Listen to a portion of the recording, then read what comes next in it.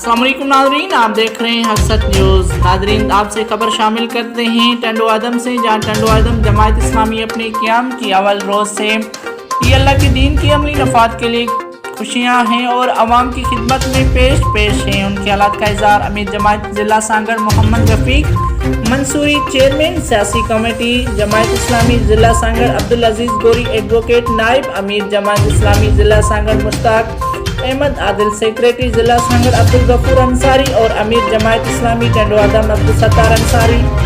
अल खिदमत फाउंडेशन ज़िला सांगड़ के सदर सैयद तौहीद अहमद शाह एडवोकेट ने कोसर मस्जिद में जमात इस्लामी के तहत मुंतकिदा ईद मिलन पार्टी से खिताब करते हुए कहा कि इस मौके पर मोहम्मद रफ़ीक मंसूरी, अब्दुल अजीज़ गोरी एडवोकेट ने अपने खिताब में कहा कि अल्लाह ताला ने मुसलमानों को माह रमज़ान के रोज़े और इबादत के सिले में ईद उल फितर की सूरत में इनाम अता फरमाया है।